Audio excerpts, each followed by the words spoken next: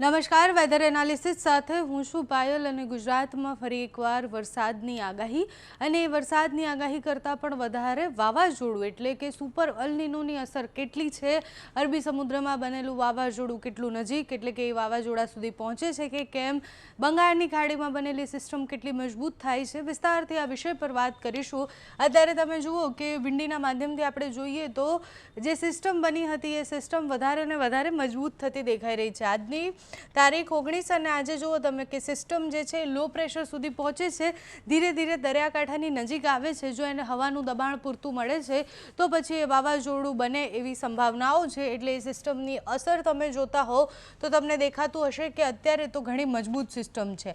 હવે મજબૂત સિસ્ટમ ધીરે ધીરે દરિયાકાંઠાની નજીક આવે ત્યારે એને એટલો વેગ મળે તો પછી એ ડિપ્રેશન, ડીપ ડિપ્રેશન સુધી જાય। અત્યારે તો લો પ્રેશર અને પછી ડિપ્રેશન સુધી પહોંચે એવી સંભાવનાઓ દેખાય રહી છે।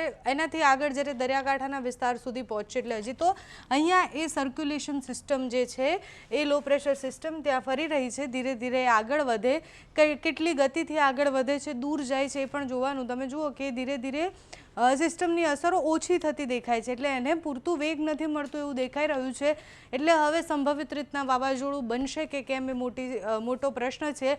અત્યાર સુધી આપણે જે વાત કરતા હતા કે અરબી સમુદ્રમાં 2 થી 3 અલગ અલગ સર્ક્યુલેશન સિસ્ટમો બનેલી છે અને એની અસર થવાની છે। 20 તારીખ સુધીમાં આપણે જોવાનું છે કે એ સિસ્ટમ જે ટ્રફ ખેંચાઈને ગયો એ વાવાઝોડું બને છે કે કેમ। સાથે જ બંગાળની ખાડીમાં બનેલી સિસ્ટમ એની અસરો કેટલી થાય છે એ પણ જોવાનું છે, કારણ કે અહીંયા સિસ્ટમ બની છે અને તમે જુઓ કે આખા દક્ષિણમાં તમને વરસાદ દેખાતો હશે। એટલે કેરળથી જે ચોમાસું પ્રવેશે એ ચોમાસું ધીરે ધીરે વહેલા પ્રવેશે એવી સંભાવના છે। આ સિસ્ટમોને આધારે જે વરસાદ પડે છે એના પછી ચોમાસું પણ વિધિવત રીતના પ્રવેશી જાય 25 તારીખની આસપાસ તેવી સંભાવના છે।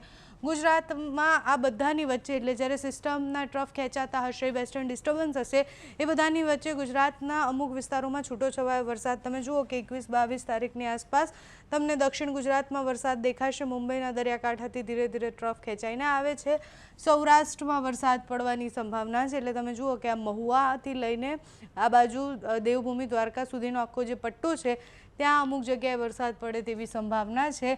ડાંગમાં વરસાદ પડવાની સંભાવના છે, મધ્ય ગુજરાતના છોટાઉદેપુર, નર્મદાવાળા પટ્ટામાં વરસાદ પડવાની સંભાવના છે।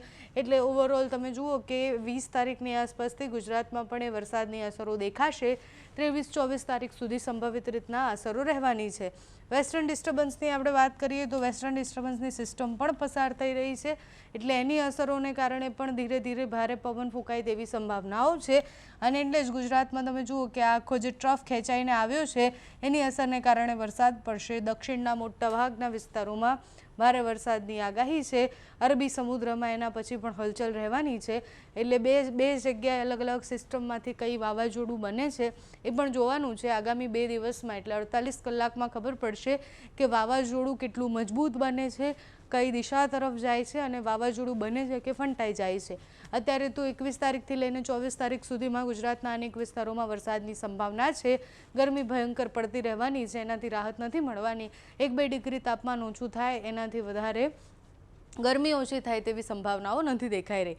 તમારે ત્યાં કેવું વાતાવરણ છે અમને કમેન્ટ્સમાં જણાવજો। અત્યારે આ વિડીયોમાં બસ આટલું। જો તમે અમને યુટ્યુબ પર જોઈ રહ્યા હોય તો સબસ્ક્રાઈબ કરજો, ફેસબુક પર જોઈ રહ્યા હોય તો ફોલો કરજો, અમારા વિડીયોને લાઇક અને શેર કરજો।